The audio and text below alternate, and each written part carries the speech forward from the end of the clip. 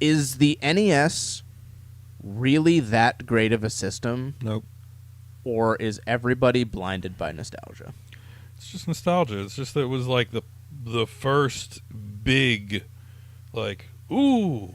Like, Yeah. I mean, you had Atari, yeah, cool. And then Commodore 64, all that stuff. It was neat, but, like, it wasn't to the point where it captivated its audience. Like, Pong can only do so much. Yeah. You can only do so much with, like, Pitfall and stuff on the Atari. Well, and I think it's funny how, like, these Neuralinks that they're doing, like Elon's other company, it's like, oh, yeah, we implanted something in somebody's brain. He's over there playing Pong without his hands. And it's like, fuck, man, why do I care about Pong enough to play it without my hands? Like, I'm not undergoing brain surgery for that shit. But back on topic, no, the NES really isn't that great. So I think the memories are. I think that the NES definitely has a place, and it should always have a place. But I think a lot of people give it more credit than it deserves in the playability aspect. So you've got Punch-Out. You've got Super Mario Brothers 1, 2, and 3. You've got Contra, you've got Zelda, you've got Castlevania, you've got Tetris, and you've got the Teenage Mutant Ninja Turtle games. Those, for me, are absolute 100% staples. How did Mario not make that list? I said Mario. 1, 2, and 3. Oh.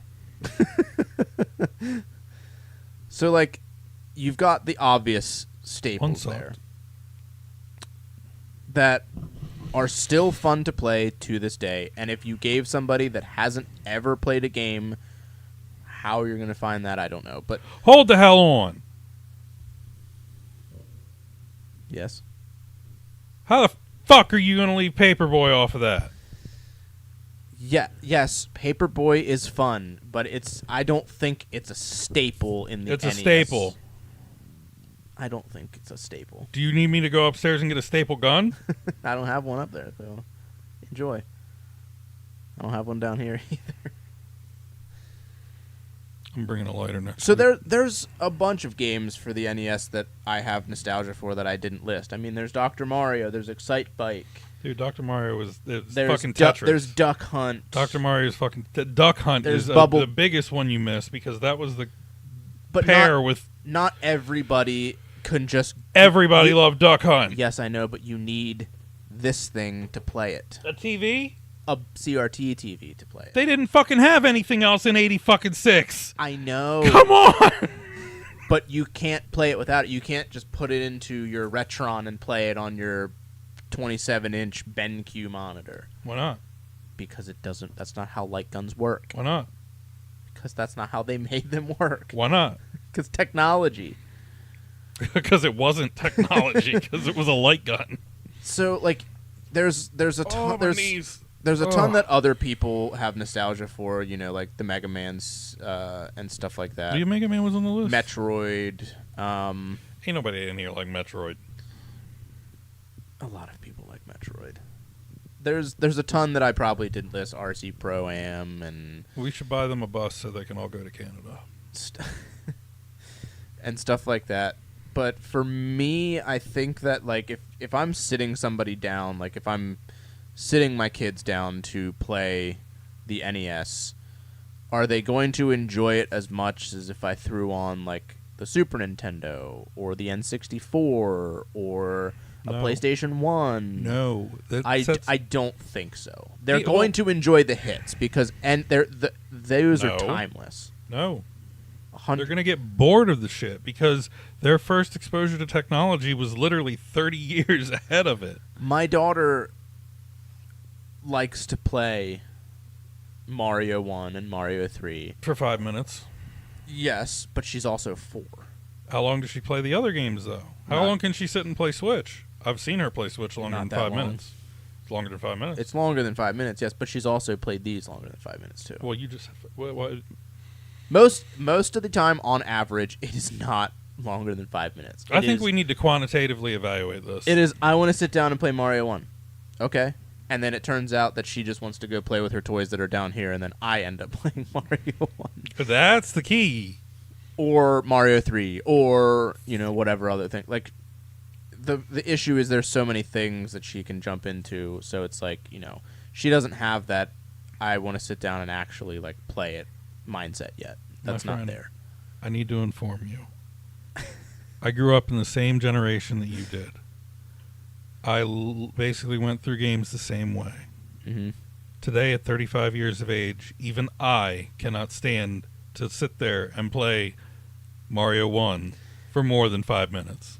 Yes, but you, my friend, have one of the worst cases. No, actually, I take that back. The second worst case of ADHD that I've ever seen. I disagree with that. You can't even stay off your phone during a podcast. That's by choice. Well, make better choices. Well, that's a whole different thing, but I'm just saying it's not engaging. Like, there comes a time with this stuff where it's like, oh man, like, do I sit here and I think about, when I was first playing it with like my dad or my grandfather, and it's like, damn, that was awesome. That was amazing. I love those memories for what the memories are. But when I think about the system and I see where humanity's come, I don't sit down and I'm like, wow, this was truly an act, like, this was amazing. For the time it was. For the time it brought the computer to the living room TV. It's always going to be a product of the time. That's for any of these systems, is they were a product. But there are some that do transcend that period of time, like Mario 3. No. 100%. Mario 3 transcends time. Anybody at any age can play that game. If Nintendo wanted to make an amazing game, they should take the concept of Mario 3, all the levels, the progression. I don't like where this is going. The raccoon tail, the wing, all that stuff, and create a 3D version of it. No. Not open world. No, they already have. What? Or was it? No, that wasn't 3D. That was the overworld was 3D. The levels were 2D. It's Super Mario World 3D, or New Super Mario Brothers. Yeah, New Super Mario Brothers. The Wii for the Wii and the Wii U. No, Mario 3 is one of those games that is just an absolute staple in any household at any point. It is a game that you can just pick up if you've never played it before, and you can play it and enjoy it and have fun no matter what, because it's just a concept that works. People make that to this day, and it still works. It only works in a slower world. Not everybody is going 1,000 miles an hour. A majority, yes, but anybody that enjoys playing games or has any interest in playing games can pick up Mario 3 and they can play it, and it will hold their attention, because it doesn't matter on Mario 3. It doesn't matter about graphics. It doesn't matter about content. It doesn't matter about, blah, blah, blah. You have one goal: to get from this point of the level to this point of the level. And do that 8 times. For 8 worlds. Or there's secrets to be found. Right. And then there's little mini games spread out, and then there's castles, and there's the boat ships and stuff. Like, Alicia just said it. It's a classic. It's 100% a classic. But as much as it is a classic, I think that it also can be somebody's introduction to gaming, to set their standard of what they like and what they choose to play after that. Well, yeah, I mean, that's already been proven. The only reason we played it as much as we did is because it's what we had. Well, yeah, 100%. It's like so I saw this little boy down in Washington when we went down, and he was sitting there with his mom, and literally the only toy he owned was a Hot Wheels car. Yeah. And he played with that thing for hours. He was still playing with it when we left the archives. Yeah. And it's just like, it's literally a 50-cent Hot Wheels car, man. I mean, like, he just kept playing it because he had it. That's all he had. Yeah. And that's just the thing, is like with these systems, with all that we had growing up, you know it. Like, we had the NES. That's what we had. That's what we could play. Yeah. If you're presented with the choice between, it's like, do I want to play N64? Do I want to play NES? Any kid is going to pick an N64. I can almost promise you. That's why we're developing them the way we are. It doesn't mean that the NES loses its charm or its appeal, but it does start to take a back seat because of the advancement. Yes, it does take a back seat because of the new shiny toy, 100%. But anybody that has an interest to revisit anything old and says, you know what, I want to see where the games I play now came from. Or, you know what, I was watching this YouTuber and they were talking about this. Or, you know, whatever it is that gets them to be like, you know what, I want to pick up an NES. Is it something that is going to hold them and be of value to them? Only if it's all they have. No, because you have wants. You have things that you want to do. Like, I have a PS5, I have a Switch, I have all the things that I need. But if I have a choice, I could play a game on my PC, or I could play a brand new game on my PS5, or I can be like, you know what? Actually, I want to just sit down and play some Mario 3. And I can sit down and play Mario 3 and enjoy myself. It doesn't have to be the only thing that I have. It's a thing that I want to do. Right, but how often are you going back to that? I play it a ton. It's like a comfort game for me, where it's like I'm upstairs and I'm like, I have the Switch. Like, we're not really doing anything. I want to play the Switch. Whoa. And I can hop on Mario 3. No. Whoa, yeah, no. Woosah. We are talking about the NES. You are not allowed to include the adaptions. We are talking about games. No. On the NES. Right. It requires the NES. We're not talking about the adaptions. It doesn't matter. Maybe the same game, but it's doesn't- not the same game. It doesn't matter, because the thing that's going to hold you to, do I want to play NES, is the games that you choose to. If you pick 3 random games off of the NES library, chances are they're probably dog shit. And if those are your 3 games that you chose just on a whim to play, your first impression of the NES is like, this is awful, I want nothing to do with this. If the context is about somebody, adventuring into the NES and, wanting to go back to it, Yes. I don't think it's fair to include the adaptions where you could literally take it anywhere with you, because that was one of the things about the NES that was charming, was that you were tied to the TV. I'm not talking literally by a cord. I'm not talking about the console as a console. I'm talking about the console in the fact that, does it have enough good games on the console to make it worthwhile for somebody who wants to visit that console to play it? Most of the people play the console or play the games. The games that were for the console. So we're talking about the concepts of the games, not necessarily like the console, but the games. Yes. Okay, but that's a big difference. But the console can come into play, because you can make the argument of, you are getting a different experience if you play it the way that it was meant to be played on the console, on the old TV, versus playing it on a Switch or emulation or whatever way you choose. And I think that's the big difference, is that for me, I don't see the console, like the actual console, being tied to the TV, all that. Like, for you and me, it's cool. It's like, oh yeah, we're kids again. Yeah, like we have a nostalgia for it. But even with having a nostalgia for it, I personally think that the NES is a smidge overrated in terms of like playability and like actual things worthwhile and worth diving into. A smidge? A smidge.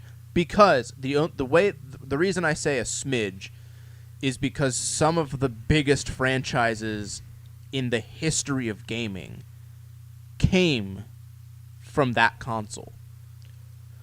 And I think that is very important for anybody that wants to, that is a gamer and started maybe on the PS5 or the PS4, and they decide that they want to go back and, you know, revisit older games and stuff. Like, they want to expand their library, they want to expand their experience. If you go to play these huge titles like, you know, Punch-Out!, Mario, Mega Zelda. Man, Contra, Zelda, Castlevania, like, so whatever. Let's real quick. Whether it was NES or something else, those concepts are very much isolated from the vehicle that they travel on, if you will, right? Yes. So let's say NES never even happened and the first console to come out was Sega. Super Mario, Zelda, all of that easily could have happened on Sega. Yeah. So I don't think the NES has a damn bit to do with any of that, other than just being available as a vehicle. Yes, but again, it comes at experience and what it's tied to. Like, if I think Mario 3, it is tied to the NES. Yeah, I mean, or if exactly, that is the thing that it was on. Whether it's how I choose or how they choose to play it, that's on them. But depending on how far they want to go down this rabbit hole of, you know, becoming a gamer, becoming a game collector, becoming, you know, a game enthusiast, or whatever they choose to do in however they want to play their games, you can buy an NES and you can play it the way that it was meant to be played, or you can have your Switch, or you can have your PC and emulation, or, you know, they have games on PS5 that has the Mega Man collection or the Castlevania collection. What was your first car? My first car was a 2004 Hyundai Sonata. So if you could go get a 2004 Hyundai Sonata today, would you? No. What was your first computer? A Gateway, probably. Would you buy a Gateway today? Not a new one. They don't make new ones. No. I would be interested in having an old Gateway. Why? Because I could get, like, the floppy disk games and load them in and play. Okay. Any other reason? Pretty much, no. Did you use a Gateway for editing? I don't think that would work. Would you use a Gateway for recording? I don't think that would work either. Would you use a Gateway for web browsing even? I don't think it would be fast enough. I'd be better off I'd be better off getting a flip phone to get on the internet. So this is kind of what I'm pointing out is, like, you know, at its root, all of these are products. Yes. And products evolve over time. So you look at the different products that are evolving, you know, let's say you get a 1921 Model T. Mm-hmm. Do you drive that every day to work? No. But you have it because it's a piece of history. It's amazing. I see where you're going, but I still don't agree with it. You literally just said yourself that the NES is a smidge overrated. Yes. I think it's completely overrated, so... But you're looking at it from a different perspective than the target that I am talking about. The target you're talking about is people who are, like, hard up on games and gaming systems. No. Or are you talking about, like, just kids in general? I'm going to just draw it out for you so that you can grasp it. There is a kid. Say he's 10. Mm-hmm. He's had a PS4 that his dad passed down to him because he got a PS5. Mm-hmm. he has started playing a handful of games on the PS4. He's played, some of the big titles. He loves gaming. It's something he loves to do. Mm-hmm. One Christmas, his parents get him a Switch. Mm-hmm. They get him the newest Mario, and they get him Animal Crossing. And they say, have at it. And he loves it. He loves Mario. He loves Animal Crossing. He loves playing them. Beats them both. Just absolutely, gaming is just a thing that he is, gung-ho on. He absolutely loves it. He didn't beat Animal Crossing, but go on. So he loves it. It's a thing that he develops a passion for. Okay? Mm-hmm. He goes on his iPad. Oh. He looks up Mario in YouTube. Okay, he types Super Mario Brothers on YouTube. Gameplay of Mario 3 pops up, and he goes, "What's that?" Walks into the kitchen, "Dad, what's this?" And shows him Mario 3 gameplay. He goes, "Oh, Mario 3, that's a classic. What do you mean? What is it for?" "Oh, it was for the NES when I played it. Blah, blah. I played it when I was a kid." "Oh, that looks pretty cool. I wouldn't mind playing that, I think." "Oh, well, actually, if we get the Switch online, you can actually go back and play some of the games from this system. Here, let me see your Switch." Buys the, online expansion for the Switch. Unlocks NES, Super NES, N64, Sega, Game Boy, the whole gamut. He just spent like $100. Goes hog wild, just gets the whole expansion pack. Kid loads up Super Mario 3 on, the Switch, starts playing it, absolutely loves it. Falls in love with it, and he goes, "This is great. It's just like Mario now, but different." He wants to venture out more. So he's like, I like the Ninja Turtles. Let's try the Ninja Turtle. I don't think there's a Ninja Turtles game on the Switch, but for the sake of the story, let's just pretend that it's on there. Yeah. He plays the Manhattan Project because that's my favorite. Chooses to play the Manhattan Project. Loves it. Absolutely loves it. He's like, "I love this. This is so cool. It's like a game now, but, it's from this." So now he's like, "Dad, can we get a Nintendo? Like the old one that you used to have when you were a kid?" So the dad takes him to, whatever, a classic video game store. And they go pick up an NES. And he looks at a way to upscale it so he doesn't have to buy a bubble TV, whatever. And they get an NES and a bubble TV. CRT TV, whatever you want to call it. Who the hell calls it bubble? A bunch of people call them bubble TVs. So I quit America. So the dad, they go out and he goes, "You know what, son? Whatever looks interesting to you, pick it up and we'll get it." So he said, "You can pick 5 games." So he goes through and he's flipping through and he picks 5 games out of that bunch. And he takes them home and he wants to play them.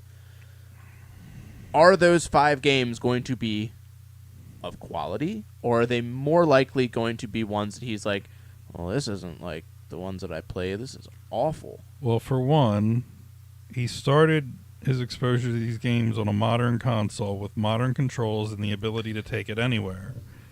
So when that's what I'm saying. Stop is like focusing on that, Andy. But you can't, because that's literally Andy, part of the fun. If I play Mario 3 on my NES here on this CRT TV, or I play it on the Switch upstairs, it is pretty much almost the same experience. It's the same game. You do the same thing, Andy. I get that. What I'm telling you is it doesn't matter. That is significantly less responsive. It's going to frustrate you a hell of a lot more. No, it's not. Dude, I've done it. So have I. And it's pretty much almost the same experience. Except I have 2 other buttons up there and joysticks. And here I have a directional pad and a B and A button. Stop focusing on the minuscule things. It's just about taking the game and what's on the cartridge and sitting down and doing the thing. And Don't worry about how responsive the buttons are. Don't worry about how laggy it is on any of the consoles. It's the kid taking Mario, going do do do do do do do do do do ding ding ding ding ding ding do do do do do do do do do. That's all it's about. Outside of the actual console piece of that, I have literally lived that story. We all have. It does not work that way. The child does not like the old games, at least in my story. Like, she hated them. I mean, that's... Not everybody's going to like them. I don't even think most people will, because that's my whole point. We're, like, these kids are being brought up differently. I understand, Andy. But this is a kid who has free will and has discoverability on his side. And he chooses that, hey, I want to venture out and play other things that maybe aren't the new shiny toy because I'm a little kid and I like adventure. So he decides to look at Super Mario 3. And he plays it and he loves it. And he develops his passion of loving video games. I think for this one, I'm just going to let you have your little story and go with it. Oh my God, I could just... Yeah, I don't think the NES is great anymore. I think it's a smidge overrated in the aspect of, like, people who talk about video games and video game collecting and what things are worth revisiting. I think to revisit games on the NES, you only have you probably have this many good quality games that will hold somebody's attention. I think there are way too many games that if you give a child and tell them, hey, go pick 5 games that look cool to you and let's go home and play them, chances are they're probably going to suck. And he's going to play them for half of a second and be like,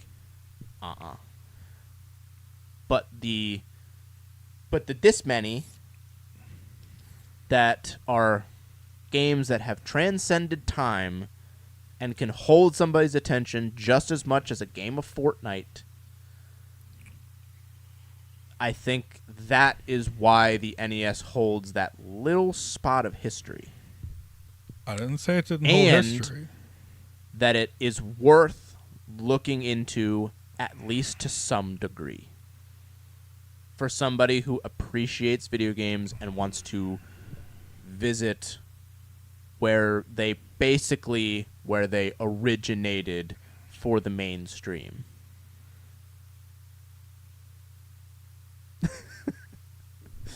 I've never been so close to strangling the shit out of you until tonight. Yeah, I mean, that's what's going to happen. Like, we don't see eye to eye on that, and we can agree to disagree. I mean, you think that it's worthwhile. I don't think it's really worthwhile, but I want it to be worthwhile. Like, in my heart, I do, but I've seen it. Like, I tried to expose my daughter to NES games and Sega games and all that other shit on the Switch. There's also key moments or, like moments in time of that child's life where no matter what you try and do... Perfect example. Alicia's brother. I tried to get him to play golf when I started getting back into golf. I said, hey, man, you have clubs in the basement. Let's go play golf. We went and played golf. He had zero interest in it. Like, we played, like, 4 holes, and he was, like, just done with it. Had no interest, didn't want to do it again. He was like, this is stupid. I don't want to do this. Well, that's... Guess who's big into golf now, Andy? Not him. Definitely not him. Him. No. I'm not going to say it, but... you're absolutely right, but to your point, or to my point, and whoever's point, I think people are more likely to get involved with NES or even any vintage console after childhood, because that's when they typically get an appreciation for what history carries? I think it's a case by case basis. There are kids that PS4 was their first console and they have zero want to visit anything before then. They don't care at all. Case in point. But there are also kids who started on the PS4 who have developed such a passion for gaming beyond what a average person has and decides, I want to look at stuff that isn't the PS4, whether it be PS1, whether it be GameCube, whether it be N64, whether it be NES, whether it be Atari, whatever it is. They will figure out what they want to look at. Have you researched this, or is this just your aspiration for your daughter? No. And your son? It's a thing that definitely happens, especially in the age that we live in where... Well, and there are kids that collect rocks, too, but... People that watch YouTube, or they have, a stream... Like, a streamer can play any game at any time. There are people that are in the mainstream that still stream Super Mario 3. There are people that still revisit Ocarina of Time, Mario 64, Resident Evil 2, Diddy Kong Racing, Mario Tennis, Star Fox. Like, there are people that play these games. There's a whole actual website dedicated to streaming games. Multiple websites that have people streaming games. Don't get me started on that. You can find what you're looking for, and if it appeases you or has if you have any sort of interest, am I thinking that the person playing Fortnite right now is going to want to do anything other than play Fortnite or play any other game other than Fortnite? Probably not, because unfortunately, the most people that are casual gamers start playing Fortnite and then they just play Fortnite, Call of Duty, and that's all they want to do ever. They don't want to play anything else. But there are people who will play, they start playing Fortnite, but then they pick up Horizon Zero Dawn, or they pick up Spider-Man, or they pick up, Please don't say Fortnite one more fucking time. It's just the thing that is the popular thing to do. Fortnite. You have somebody that picks up a single-player game and they play, man. And they're like, yeah, this is awesome. Can we just play Parcheesi? I enjoyed this. And then they want to play other single-player games, Please? and then they start going down the rabbit hole. Please. No. Can we just play Parcheesi? No. Monopoly? No. Clue? No. The hell you got against Clue? I don't really care for Clue, if I'm being honest. What the